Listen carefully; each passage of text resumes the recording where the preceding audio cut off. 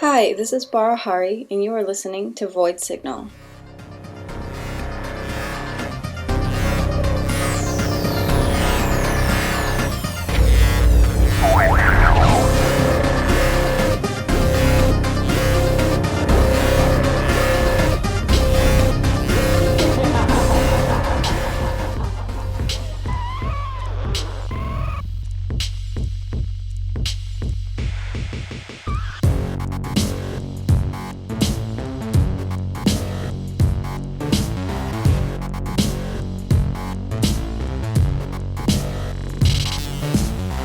Worship the screen, cocksucker lies.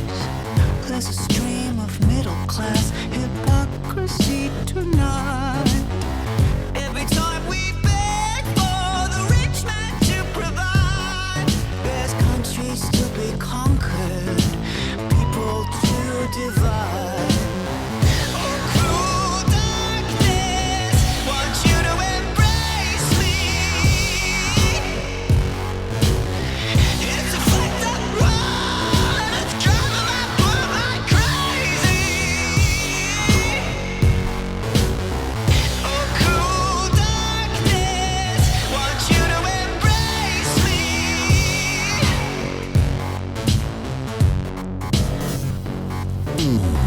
We're all sleepwalking the American dream, in a loop of building a cage and burying the keys. It was only good and bad, there's nowhere in between. Everybody loves to judge, everybody thinks they're clean. Oh, cruel darkness, want you to embrace me. It's a fucked up world, and it's driving my blood like crazy. Oh, cruel darkness, want you to embrace me. It's a fucked up world, it's driving my blood like crazy. Oh, cruel darkness, want you to embrace me. It's a fucked up world, it's driving my blood crazy. Oh, cruel darkness, want you to embrace me.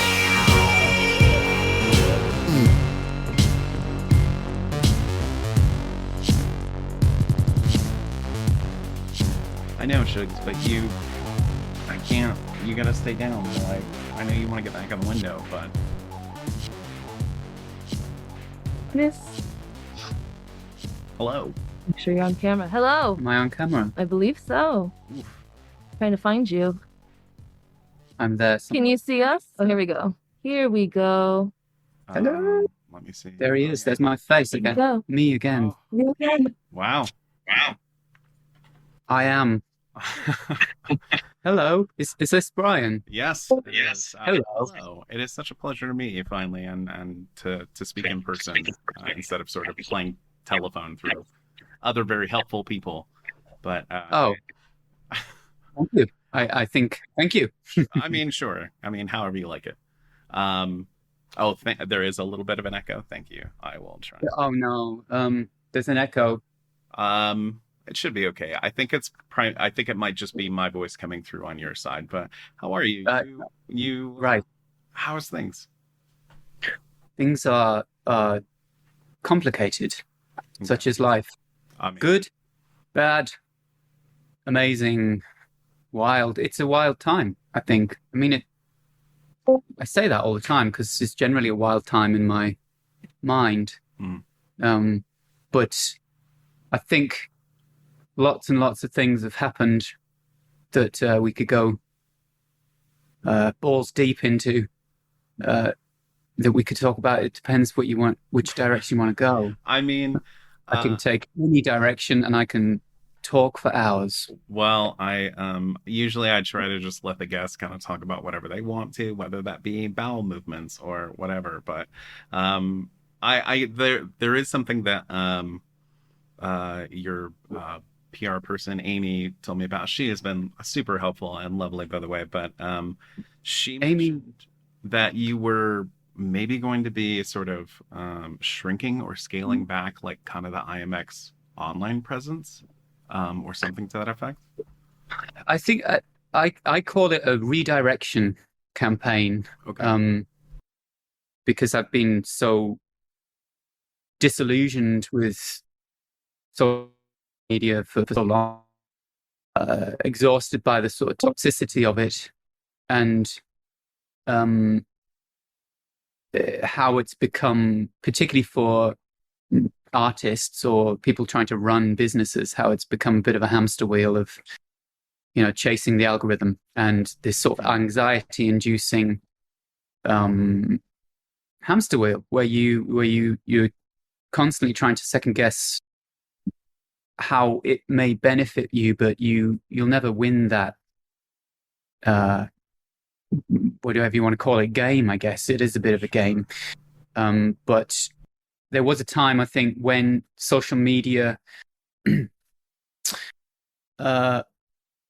just it for people like me, it was quite a useful tool to be able to get to people outside of the traditional record industry and to create your own niche and to build a fan base on your own terms, and that was really exciting, actually, even though I never engaged pleasurably with social media. I could see how useful it was as a tool. But recently, so within the last couple of years, and so obviously since COVID sort of changed the world, I've really started to see it for what it is and how it's become a very vague and intangible energy for very little reward, I think. And if you're using it directly for your business, like we try to, Right. It's quite clear that's you.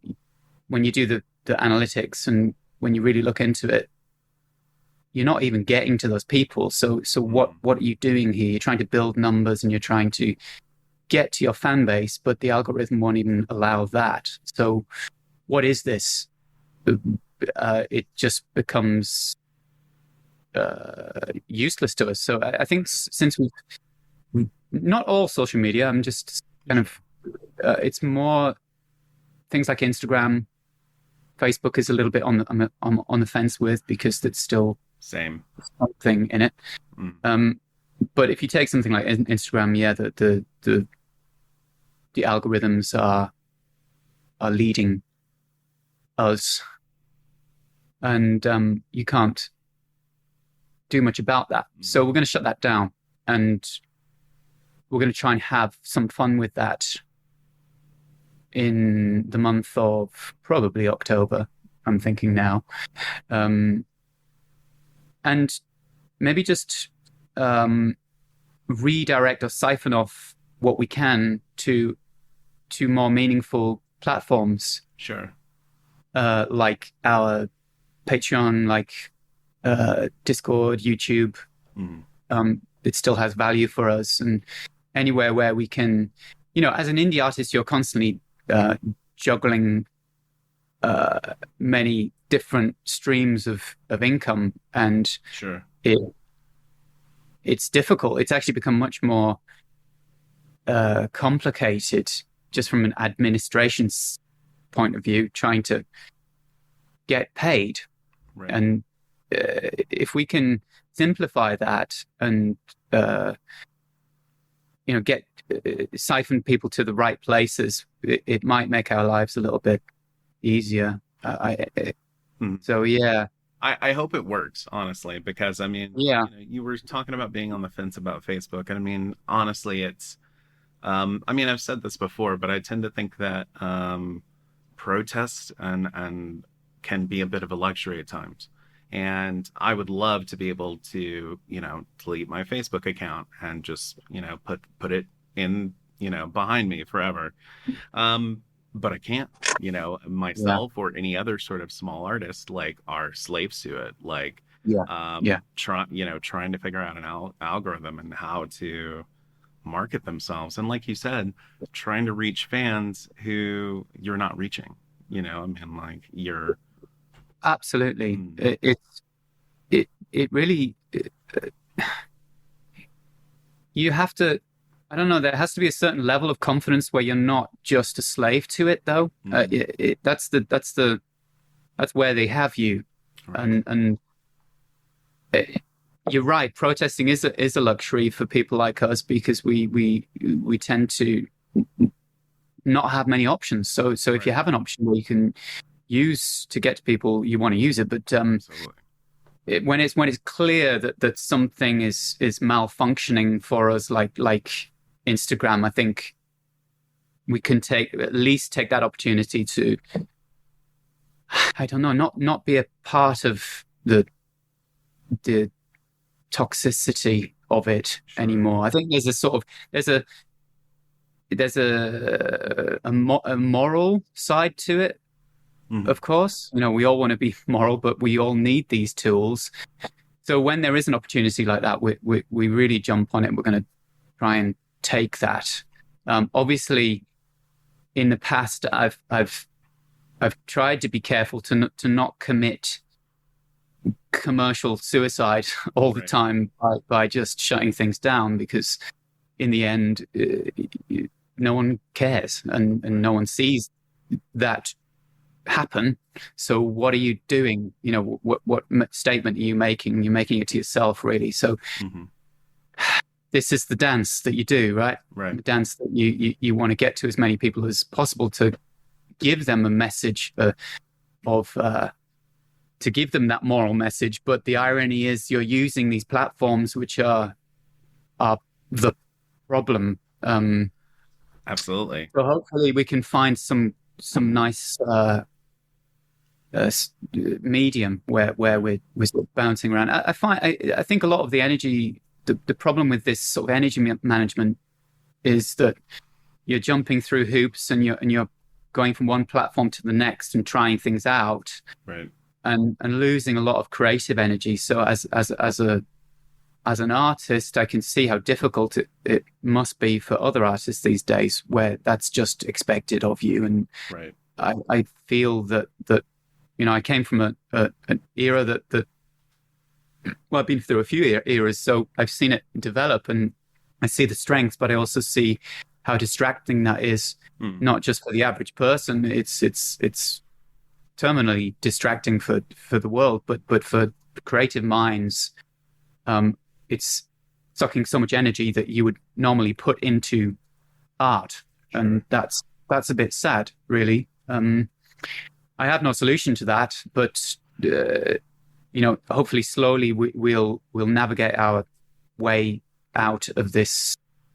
I think it's a bit of a psychological crutch right. on their phone. That I wanted. What is it you look?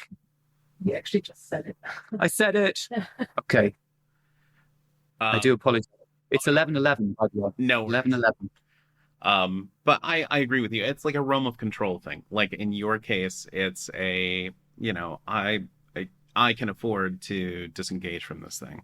But it was like, I'm not stoked about Spotify or how they're treating artists or how they're paying artists or what they're doing with their money.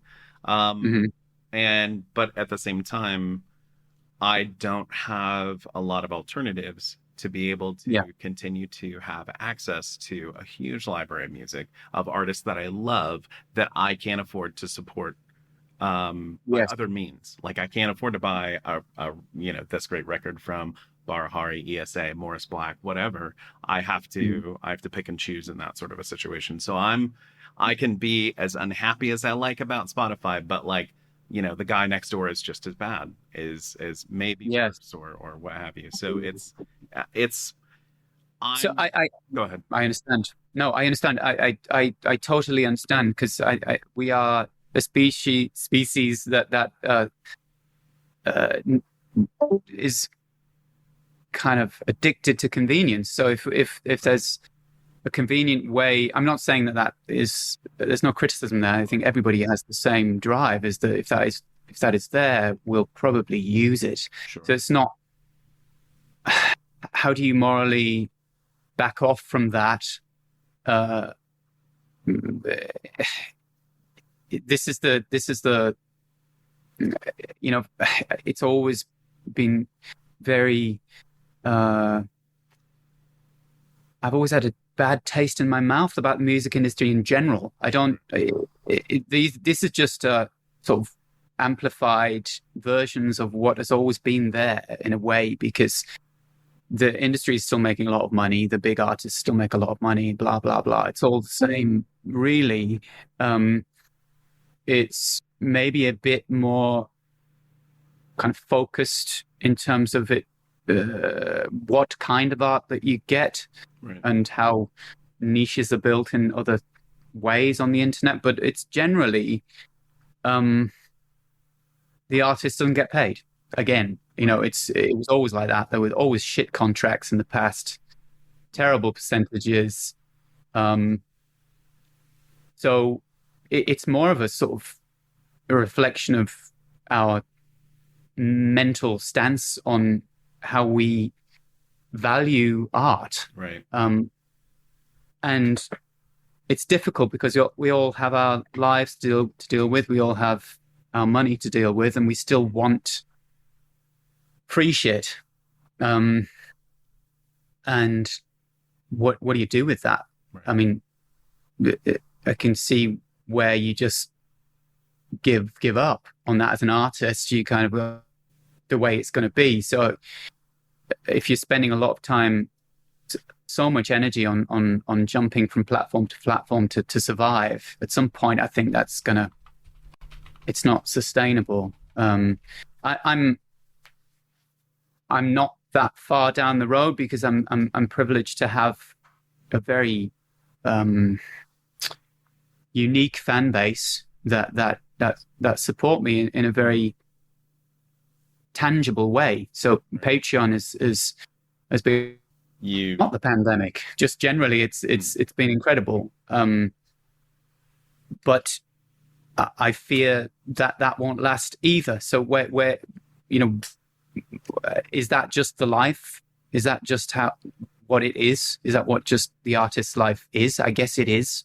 I guess so. I mean, it feels like it's unknown waters. I feel like anybody operating in the art space right now is just navigating by touch, because nobody really knows what next month is going to look like.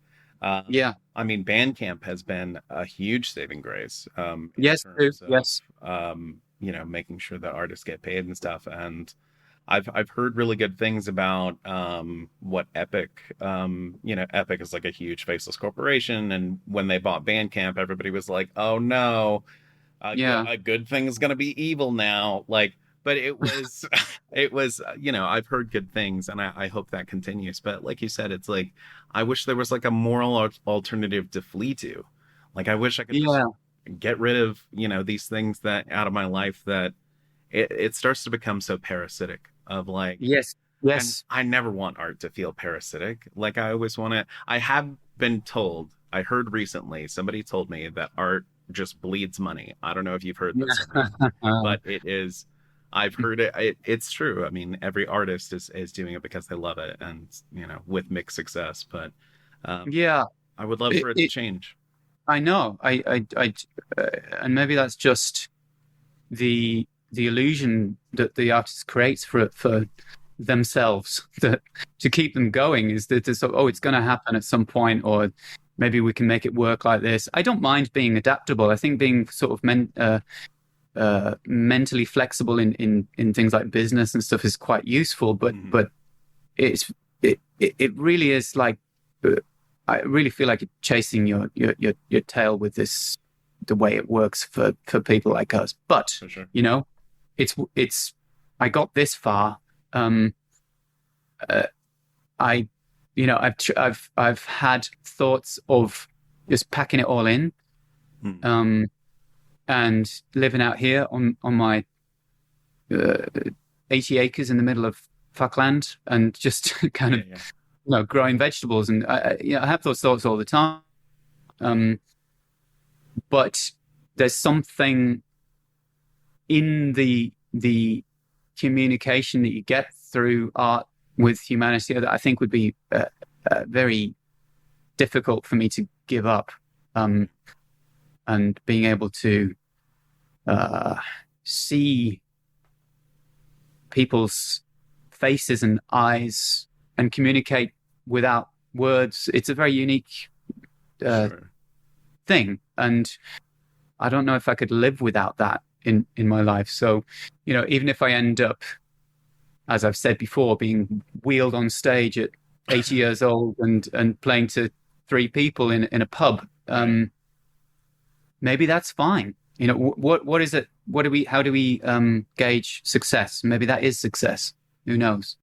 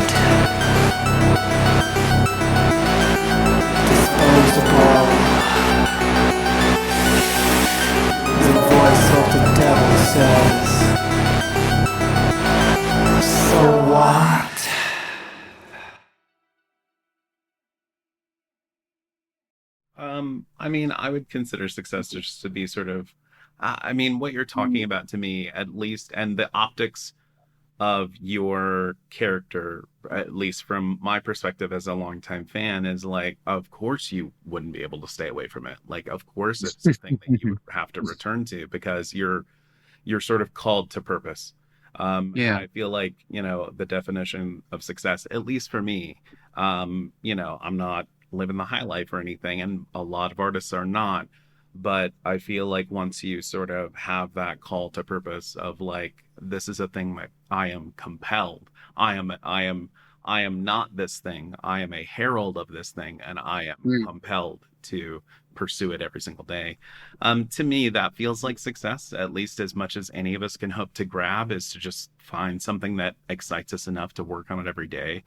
I mean, and I definitely think that you've done that, and you're in a unique enough of a position to just be an artist in multimodal forms.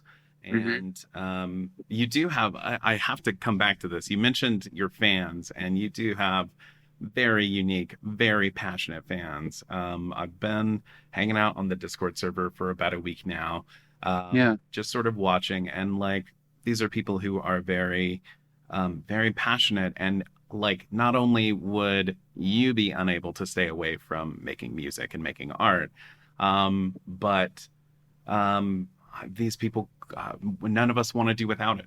The world doesn't want to do without it, I guess, is what I'm kind of driving at. The world needs an IMX. No, yes, thank you.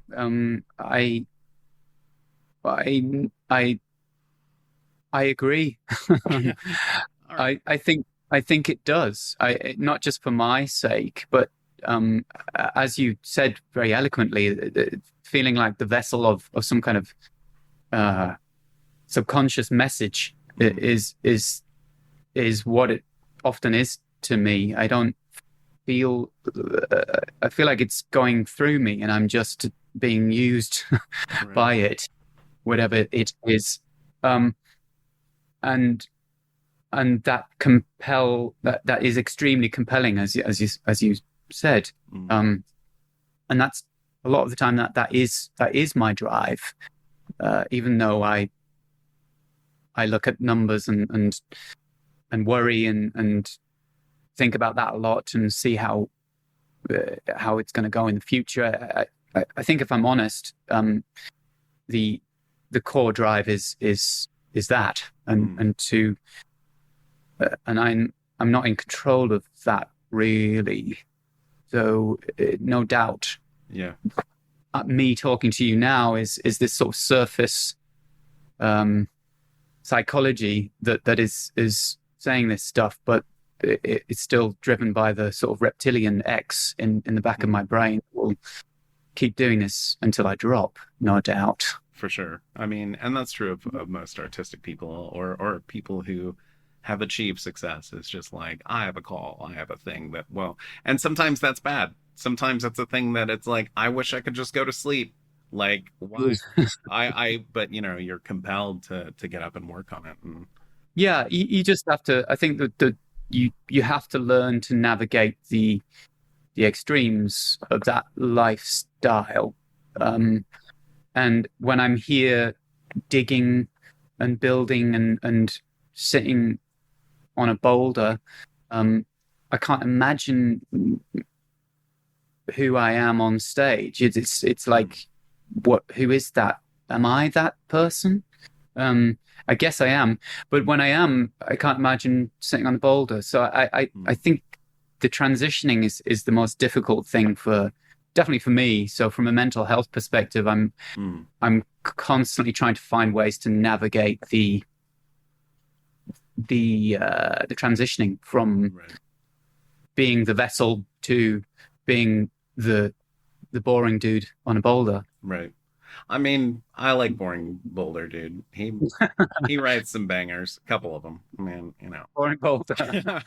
Yeah, But with his acoustic guitar. I also greatly appreciate how much mental health has become a large part of your art, not only just sort of in promoting awareness of it and making sure that people are trying to seek the resources that are available to them, but also just sort of the way it has informed or influenced what you've been making lately. I mean, the past couple of records, past couple of even not even just records, I feel like it has applied to so much of and informed so much of everything that you do. Even the recent Iamx tours, this idea of like come have a good time or be experience a thing in a place that's maybe safe to do so.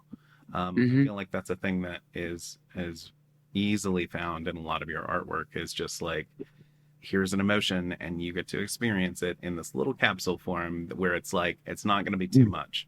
And I think that that's become such a key component to your art as a whole is just like I mean maybe I'm not telling you anything you don't know, but I No, no, no.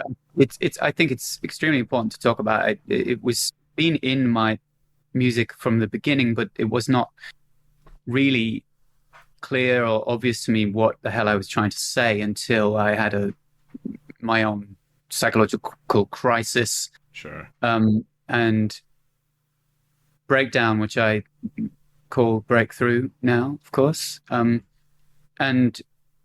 it, it I realized it's probably like 7 years ago now when the the sort of culmination of my um, life's effort up to that point had just been sort of driven by a lot of inner anxiety and turmoil and unclarity. Unclarity? Is that a word? Unclarity? Unclear? I mean Unclear. English is fluid. It's a word now. It's Yeah, it is now, right? fine. Um, English is fluid. That's right. It is. I like that. That's my truth. So I found that there was a lot of this bizarre wisdom within me that was not not really within my uh, analytical mind. I wasn't really sure what the hell I was trying to say, and I look back at a lot of those songs, even with my previous band, Sneaker Pimps, and I see a similar thread throughout, and it's a very mental health based thread of deconstructing the self, analyzing one's own inner demons a lot, and trying to sort of formulate ways to talk about that, not just kind of logically, but emotionally, and sort of combining logic with emotion. And a lot of it was about that. And Iamx became a amplified version of that. Mm-hmm. And then I now I know that I didn't know that at the time. So it's once I realized that I was already on that journey to talk openly about mental health through the music, I thought, well, why don't I just do that anyway in life? And that was beautiful. You know, it's a beautiful thing to have some clarity now and again. Yeah. And now I love to talk about it all the time, and it's become a real passion, psychology and human behavior, and I can be a little bit intense and overly passionate with people if I have conversations with one-on-one. I can be a little pushy and pokey, and but generally that comes from a good place of just trying to understand the other, and trying to connect with the other and communicate with the other, and this sort of the idea of communication becoming like a massive force in my life is interesting. Where did I go? Oh no, I think the thing that you picked up on there that I think is merits talking about at least is communication. Is that like going through a mental health crisis and sort of there's a lot to figure out that there are not manuals for and that school doesn't tell you. And as far as like emotions go or feelings or thoughts, nobody ever explains like when you feel this way, this is what it means. And it takes all of us way too long to figure out what it all means. And so it's like, I don't know, I feel like it's as your own crisis sort of fades behind you, I feel like the way that Iamx and the way that your art and other people who've made a similar journey I don't know. I feel like they're better at making the translation of like, Yeah. the ethereal, the emotional, the whatever. I've been able to translate it because I've learned the words or I've learned what it means. And it's, I mean, I don't know. It almost starts to feel esoteric at points just because it Yeah. is so intangible, I guess, immeasurable. Yeah, and the acceptance of the immeasurability of it is core to healing or to strength, or to if you can. Well, acceptance is the key to everything, isn't it? I mean, it's difficult as a person that is on the spectrum, autistic spectrum. Acceptance is probably one of the most difficult things for me, actually. Sure. So it's definitely been a focus of mine is to work on that as much as possible. So if you take something like my dark days dealing with insomnia, a lot of that is about acceptance and to have to increase your power, or to become aware of your superpower. Let's put it like that. Right. Through acceptance of it. It's quite an acceptance of others. I think that's one of the most difficult things, is the acceptance of others' behavior, and the communication thing. We'll come back to that, which is very difficult for autistic people. Well, it's not difficult if it's right. Right. So there has to be a certain there's a bit of a locked logic with the way that I perceive others, and that's not helpful sometimes. And that's where this sort of pushy thing comes through, where I'm constantly looking for the truth in others, because I have this sort of panicky feeling life is so short. I need you to tell me your truth, and what is your truth. And a lot of people just don't like that, Right. and or their truth is what I'm seeing, and I just don't see that. Right. And yeah, so I mean, obviously I meander a lot with mental health stuff because it's all very, very important to me, and yeah, I could go into anything here. Right.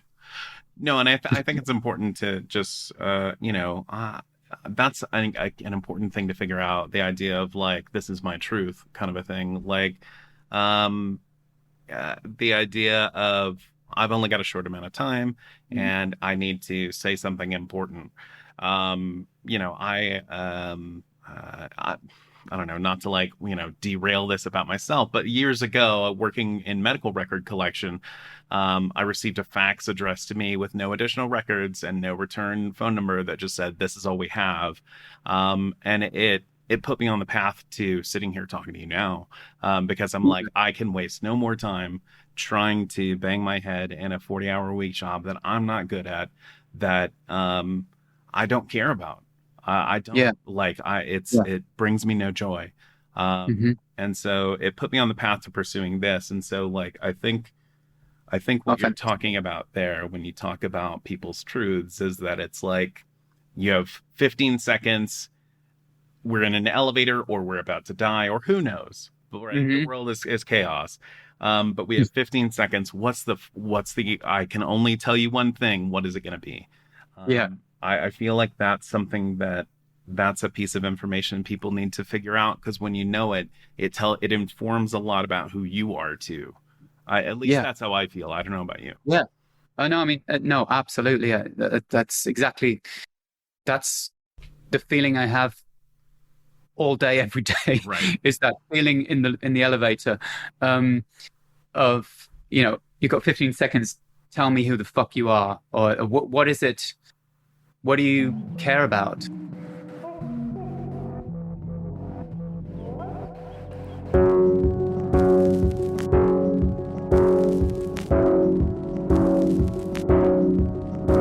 I've got this funny feeling that I just can't shake.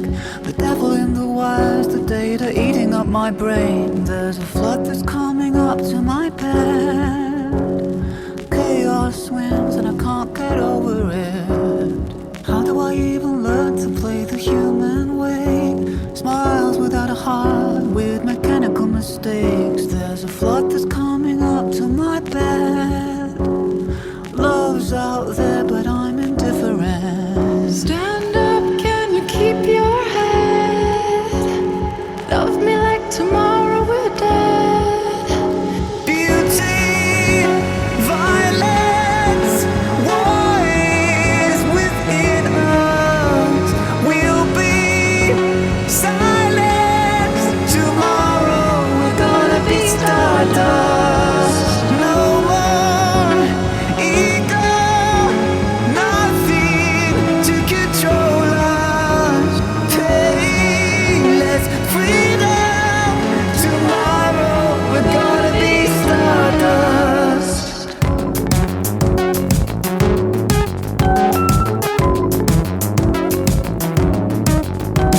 It's pulling me apart a little, piece by piece. Paradox and laws are knocking me off my feet. And there's a flood that's coming up to my bed. It's a lose-lose world and I can't stomach it. I wanna turn it all around in a fast, fast. Eternally recurring, oh, you put me in a trance. And there's a flood that's coming up to my bed. Love's out there and I can't stomach it. Beauty, violence, war is within us. We'll be silent. Tomorrow we're gonna be stardust. No more ego, nothing to control us. Painless freedom. Tomorrow we're gonna be stardust.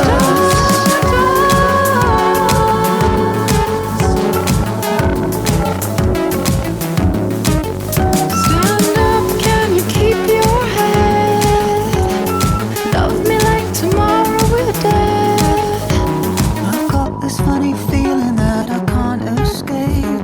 The devil in the wires, the data eating up my brain. There's a flood that's coming up to my bed. Chaos wins and I can't get over it. How do I even learn to play the human way? Smiles without a heart, with mechanical mistakes. There's a flood that's coming up to my bed. Love's up there, but I'm indifferent. Beauty, violence, war is within us. We'll be silent. Tomorrow we're gonna be stardust. No more ego, nothing to control us. Painless freedom. Tomorrow we're gonna be stardust.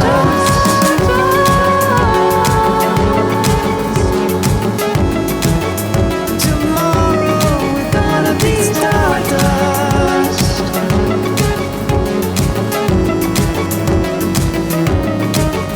Stand up, can you keep your head? Love me like tomorrow we're dead. Stardust.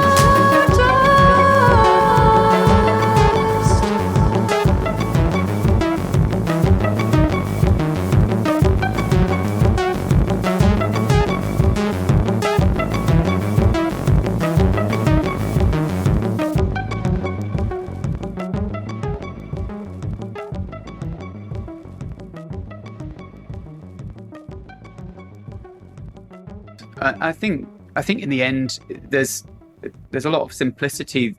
You know, it's like cutting through the banality and the bullshit of everyday kind of surface rapping to get to what we all know and all believe. And if we could just get to that point, then I think that communication and solutions and moving forward would be so much easier. That's why I feel like mental health is the core of everything. Mm. to the point of it being, well, why don't we just start at the beginning and put this into a school and build a generation on that.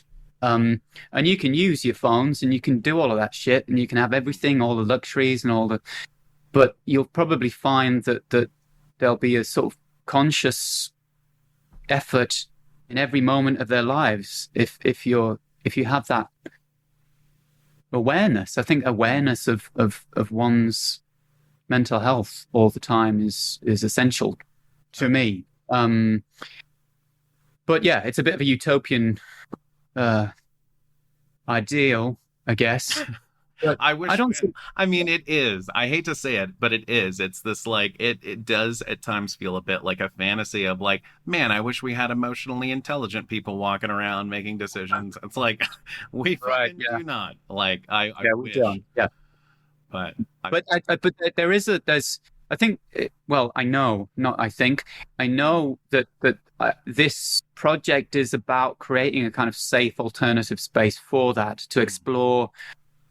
I often say the 80-20 ratio where 80% of humanity can fuck off and then 20% can just kind of wallow in this beautifully aware, self-conscious, conscientious space. That would be my ideal. I mean, that's why I'm probably trying to create some kind of subculture out here right. in the middle of nowhere. Just to, it's an apocalyptic subculture that can be self-sustaining and Mm. it, there is a bit of a fantasy in that, but it can you can explore. I think you can do certain things in life to maximize your distance from the bullshit. Mm.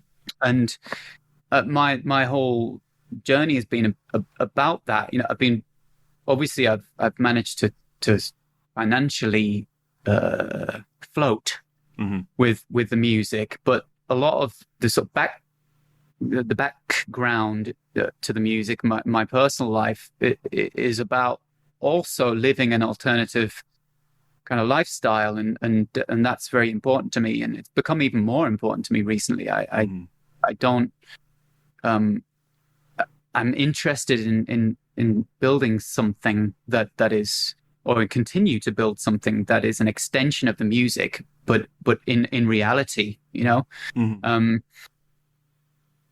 because life is short, and Yeah. why not? No, absolutely, and I admire you for such a goal, honestly, because it's another band that has sort of health has sort of also helped drive a huge focus and incorporate into their music, and I see it in Iamx as well. That sort of like existential, this is all we have. It's very fragile. And while you're here, you should probably try and enjoy it as much as you can. And mental health is a key component in that of like, it's okay to feel sad. It's okay to feel overwhelmed by your emotions and just cry your eyes out because that happens to every single person. Yeah. And I'm glad that there are people who have that goal, that idea of like, man, I really want to build something that is safe and cool and is accepting and loves art. And oh man, where do I sign up for that? Weird compound. Like, Oh, yeah. We need new applications. Don't we? We need an influx of new energy anytime. the IMX compound. It's just gonna Absolutely. be cool. Yeah. The only thing is you have to live a pretty sparse life out here. It's not very close to Mhm. city lives. So if you can deal with that, which I think a lot of people could do because you've got internet, right? That's look, people only need that a lot of the time. I know that Amy only needs internet, Yeah. maybe a bit of sex now and again. It's like a window you open of like, oh, I want to go see what's outside, and then you look and you go on the internet, and then you're like, ugh, had enough of Yeah. that.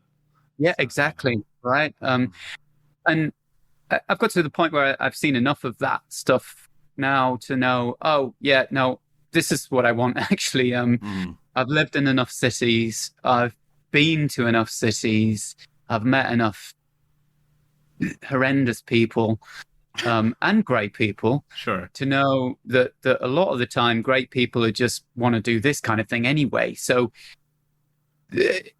unfortunately, there's a bit of a contradiction in the fact that you're trying to connect with others like you, Mm, but a lot of the time they're on their own journey trying to do their thing. right. So I'm feel pretty privileged that we've managed to scrape together a core here that is really working. And where it goes from here, I don't know. We'll see. But I'm definitely trying to be a magnet Mhm. for others. I mean, mission accomplished so far. I mean, I'm looking at the chat here, and there are, tons of people who you have, whose lives you have touched. So I mean, just on behalf of everybody here and everybody who could not be here, IMX fans, throughout the world, thank you so much. Yes, thank Right you. back here on my wall is my signed copy of Alive a New Light. Really? Yeah, you signed it years ago for my wife, when she was having her own sort of mental health moment. And Oh, it has been a beautiful staple hanging on our wall in our home for years now. So thank you so much. oh, So absolute pleasure. Thank you for bringing that up. It's yeah, that was a good moment for in sure. in in my life as well, because that was a little bit of a watershed of uh hanging up the shackles, would you say, or being released from the lead chain of that period. Sure, sure. So yeah, I'm glad that was useful. Significantly, and I'm sure it has been for so many others. So thank you. I You're don't welcome. want to. I don't want to keep. You know, uh, I don't want to keep you too long. I know that you wanted to. There was a plan for, fan questions and stuff like that. So Oh, before we get to that, really quick, one last thing I did want to ask you. I always ask this: just what's something you're enjoying right now? And that answer can be anything. Just something that you're happy about. yeah, happy about is it's a loaded word. Um, I mean, it could be. right. Um, I'll I'll I'll I'll I'll take liberty of saying content. What am I content about?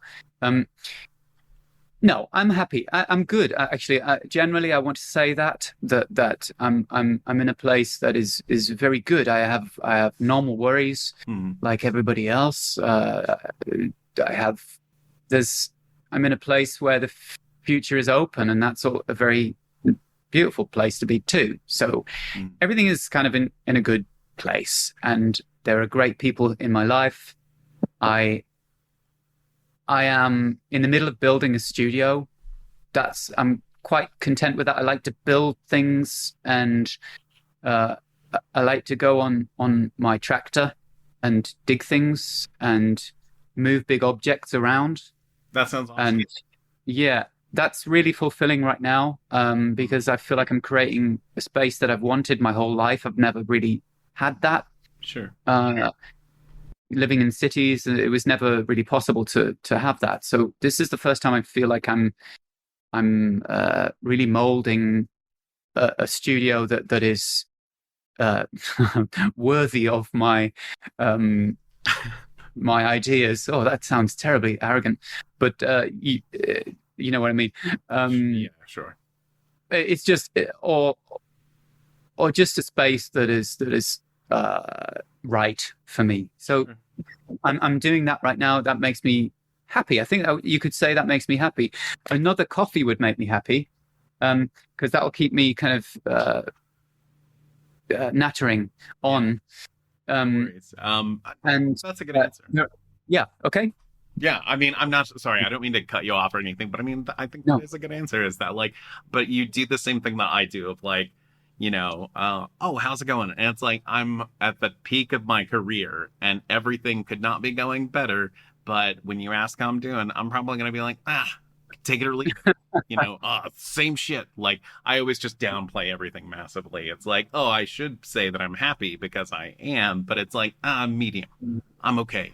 Yeah, I think that, it's that's where CBT, that's where cognitive behavioral therapy could sweep in and do some really good things, because uh you can tend to accept the way things feel a lot of the time, from the perspective of, definitely with me, some kind of dry logic, and that is, it's not the truth. It might be, but it's good to remember all of those moments that you've laughed, or you've put some music on and you've felt the tingle, and if you add them all together, you'd probably, I don't know, I'm guessing from me at this time, I'd say, well, yeah, I'm happy. I'm past 50%. Um, and I'm sorry glad there's a gradient of like, that. oh, we're over Yeah, I'm thinking how 50%, we're far. happy, everybody. Okay. I mean, Um, and it comes down to language. I think that's something that you're kind of hinting at there too, is that like the voice in our head, we don't often, think much of it, but the language that voice is using is what we know and what we use. And so, if we're constantly telling ourselves that what we do is we're using the same verbiage to tell ourselves that what we're doing is average or medium, or we're not happy, or we're okay, like mhm, we're conditioned to hear those words from ourselves and just accept them as truth. absolutely. That, When it that that doesn't that have to be. it does not have to be, because you can reprogram and repeat and uh, recondition your mind. We have plastic minds, so it's totally possible. Mm.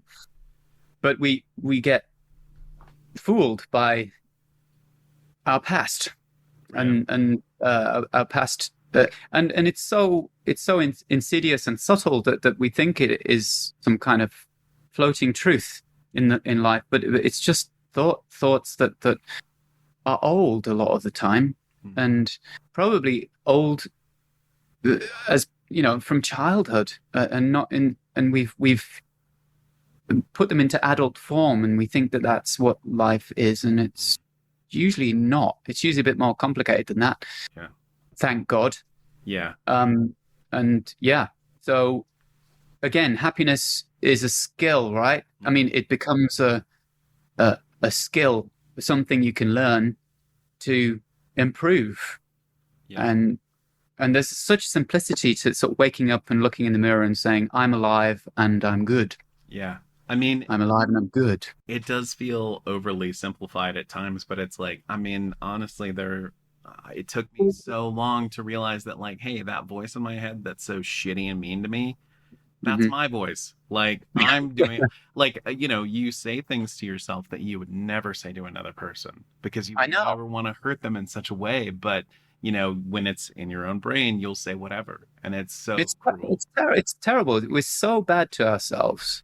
Mhm. It's so destructive, and that's exactly, you would never say that to another person. So why the fuck do you say it to yourself? Yeah, exactly. So, again, you go back to the core of mental health, and the core of everything is to learn to love thyself, and the rest will follow, hopefully, unless you're a Hopefully. psychotic egomaniac, of course, I a mean, narcissist. I try not to know any of those if I can help it. But I do work in the music industry, so it's a huge. I know it's difficult to navigate It's a through that. minefield every day. Yeah, it is. Drain the swamp. Drain the swamp.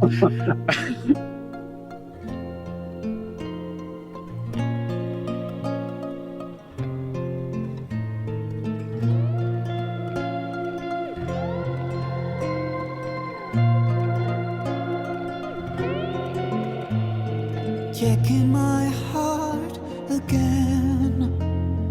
It's still beating, grayer than winter days.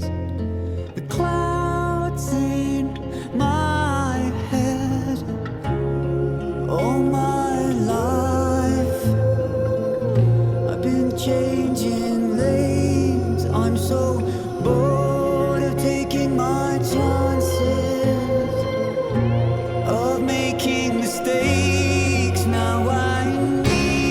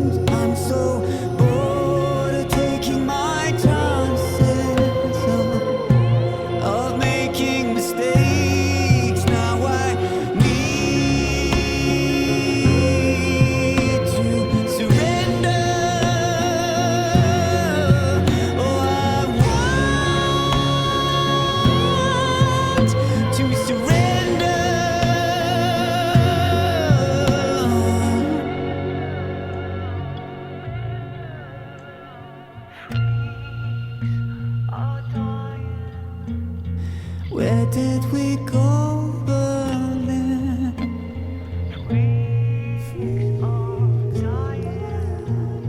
Where did we go, Berlin? All my life I've been changing lanes. I'm so bored of taking my chances, of making mistakes. Now I need to surrender,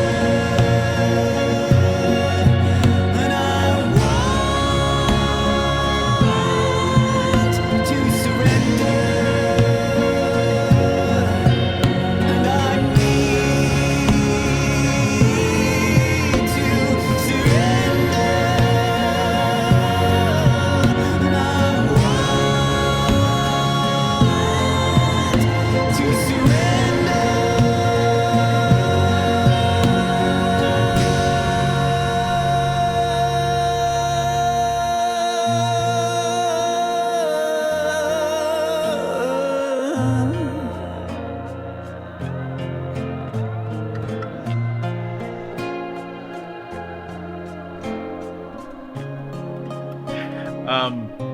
Well, I don't know. Like I said, I don't want to keep you too long. So if people from You the can chat keep me as wanted long to- as you want to keep me. I'm really, I'm flexible Okay. to the point of being slightly annoying. Ooh, me too. I can't write down any sort of plans or commit to plans because I might change my mind at the last minute and be like, I don't Absolutely. want to do that. That's your right. I mean, that's what I keep telling people, but they're like, Yeah, right. we bought tickets or we committed to this or whatever. Expectations. Yeah, right. All right. Well, again, I just to sort of throw my own voice in here one last time. Thank you so much. This was a huge honor and a huge pleasure. It has been the highlight of a wonderful point in my life. So thank you very much. I appreciate your time. Thanks, Brian. It's a real pleasure to talk to you. I love that very much. Thank you. Okay. Bye, everybody. Bye, everybody. Much, much love. Love, love, love, love. Thank you, everybody. Much appreciated. I was so nervous, but I think it was okay.